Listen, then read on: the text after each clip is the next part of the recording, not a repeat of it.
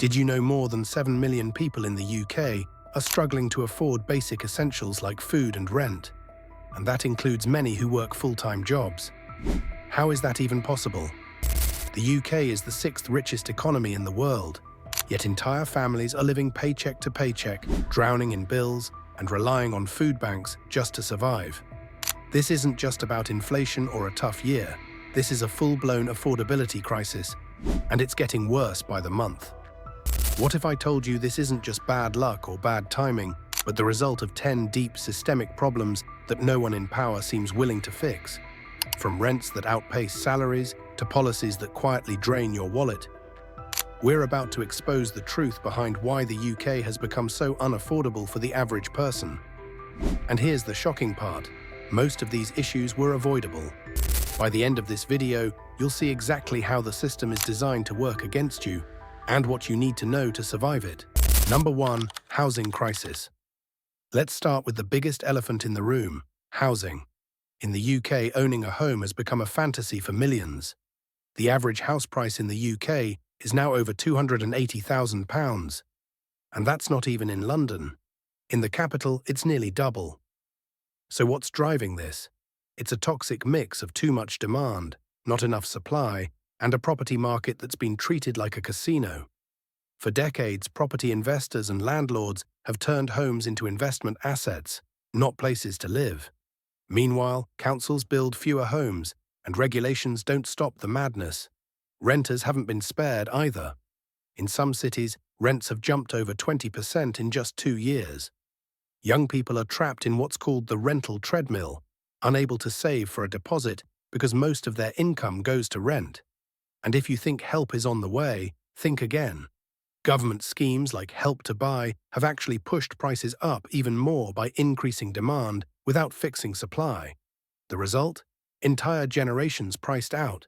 People in their 30s still living with parents, families squeezed into tiny flats, and landlords holding all the cards. So when people say, just move to a cheaper area, they're missing the point. This is not about bad decisions. It's about a broken system. A system that rewards those who already own and punishes those just trying to get a roof over their head. Number 2. Wage stagnation. Now let's talk about your paycheck. Or rather, why it hasn't grown in real terms for over a decade. Despite rising living costs, UK wages have barely kept up with inflation. In fact, when adjusted for inflation, average earnings today are lower than they were in 2008. Think about that. You're working more, paying more, but earning less. This phenomenon is called wage stagnation. And it's not a glitch, it's a feature of the system. Employers have held wages down, citing economic uncertainty, global competition, and automation. Meanwhile, CEO pay and corporate profits have soared. And it gets worse. The rise of zero-hour contracts, gig work, and part-time roles means millions don't even have stable incomes. Many are forced to juggle multiple jobs just to survive. The dream of working hard and getting ahead. For many, it's just that, a dream. Because no matter how hard you grind, the numbers don't add up. Rent, bills, transport, they rise. But your wages, flatline.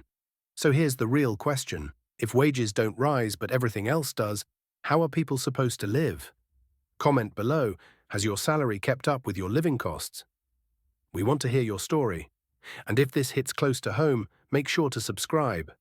We're breaking down the real issues that affect your daily life. And trust me, this is just the beginning. Number 3. Rising utility bills. Imagine this.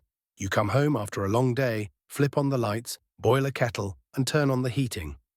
And in the back of your mind, there's that familiar dread. How much is this going to cost me?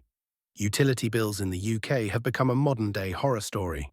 Energy prices have surged over 50% in some areas in just the past few years. And while global factors like war and supply chain issues played a role, it's not the whole story. The real kicker? The UK's energy market is riddled with outdated infrastructure, poor regulation, and a system that punishes the average user. Energy companies collapse, and the bill always ends up on your lap, literally. What's worse, you're encouraged to switch providers, as if that's going to solve structural failure. Water bills have gone up too, and you might not even notice until the direct debit quietly eats up more of your paycheck each month. Add in standing charges, fees you pay just to be connected, and suddenly doing nothing still costs you money. This isn't just a winter issue anymore. Households are being squeezed year-round, forced to make impossible choices, heat or eat, lights or food. When basic utilities become luxuries, the problem isn't your budgeting. It's a system that's turned essential services into profit machines. No one should fear the thermostat. But in the UK today, turning on the heating feels like playing financial roulette. Number 4. Transportation costs. Let's talk about getting from point A to point B, something that should be simple, but in the UK, it's a financial juggling act. Start with public transport. The UK has some of the highest rail fares in Europe. A monthly train pass can cost more than a week's rent, especially for commuters travelling into major cities like London or Manchester.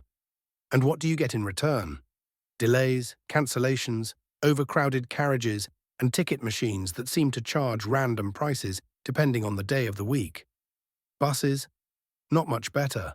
Many routes in rural areas have been slashed entirely, leaving whole communities stranded. Meanwhile, fares continue to rise with no significant improvements in service or accessibility.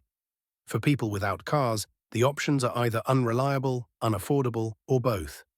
Now let's talk driving. Owning a car used to be the backup plan, but now it's a cost monster. Fuel prices remain volatile, insurance premiums are soaring, and don't even mention repair costs. On top of that, new city tolls and ultra-low emission zones add another layer of expense, especially for those driving older vehicles they can't afford to replace. Transport in the UK doesn't just cost too much, it actively works against the people who rely on it most. Whether you're trying to get to work, school, or a hospital appointment, there's a constant sense that you're being punished for simply needing to move. And here's the sting. Transport isn't a luxury, it's a lifeline. But in today's UK, even lifelines have price tags. Number 5. Food inflation. Once upon a time, the weekly grocery shop was predictable. You knew what your essentials cost, and you could plan meals around a modest budget. But now, walking into a UK supermarket feels like entering a price roulette. Food inflation has been one of the most brutal, invisible forces hitting households. In just the past 2 years, staples like bread, milk, eggs, and pasta have surged by as much as 30%. And it's not just about numbers on a receipt. It's about what families have to sacrifice. Skipping fresh produce, cutting out meat, or relying on canned goods to stretch meals. What's causing it? A cocktail of Brexit-induced trade barriers, global supply chain disruptions, energy costs affecting food production, and supermarket pricing strategies that favor profit over people. And while big chains post record profits, everyday shoppers face shrinking options and growing frustration. Just shop smarter doesn't cut it anymore. Budgeting tips can't make your pound go further when everything's inflated. The poorest households spend a greater proportion of their income on food, making this inflation a deeply unfair burden. Meanwhile, food banks have become a normalized part of life, a tragic symbol of how broken things really are. Over 3 million emergency food parcels were distributed last year alone. So when we talk about affordability, it's not about luxuries. It's about whether people can afford the basics. And increasingly, in one of the wealthiest nations on earth, the answer is, not really. Number 6. Childcare and education expenses. Raising a child in the UK isn't just a challenge, it's becoming a financial impossibility for many families. Let's start with childcare. Full-time nursery for a toddler can cost upwards of £1,200 per month. That's more than many people's rent or mortgage. And unlike countries where childcare is heavily subsidised, in the UK, it's largely a private expense. This has forced many parents, especially women, to leave the workforce because it simply doesn't add up. Then there's school. Supposedly free, right? But parents know better. Uniforms, school trips, lunch money, classroom supplies, it all adds up. One survey found that families spend nearly £900 a year just preparing for the school year. That's before extracurriculars or tutoring, which have practically become necessities in an underfunded education system. And when kids grow up, university brings another layer of financial weight. tuition fees of £9,250 a year, sky-high student housing costs, and daily living expenses mean graduates are leaving school tens of thousands of pounds in debt, starting adult life with a burden they may carry for decades. Here's the brutal irony. The system tells you to invest in your children's future, but makes doing so unaffordable at every stage. It punishes families for wanting their kids to thrive. Education should be the great equalizer. Instead, it's becoming one more way the affordability crisis keeps people locked in place, where every choice feels like a compromise, and every milestone comes with a price tag. Number 7. Healthcare access strains.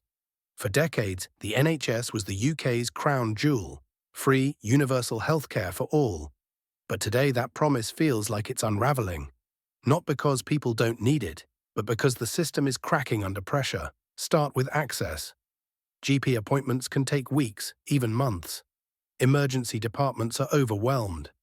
Mental health services, chronically underfunded and overburdened. For millions, the NHS is no longer the safety net it once was.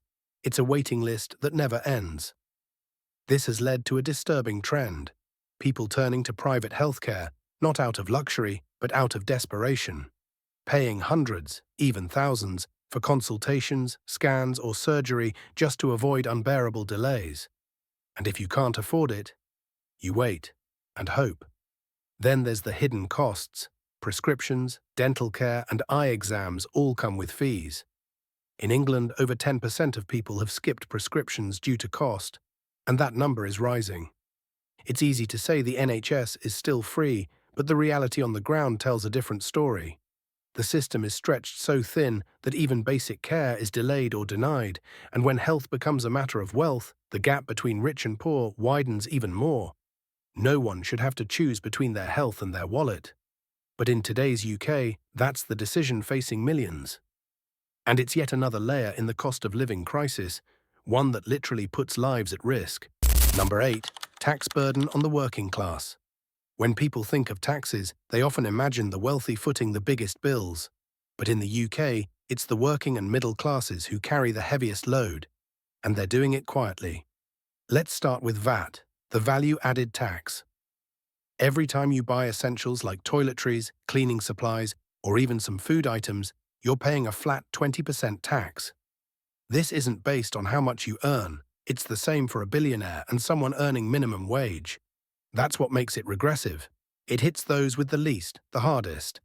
Then there's council tax, an outdated postcode lottery system that charges some of the poorest households more than wealthy property owners in richer areas.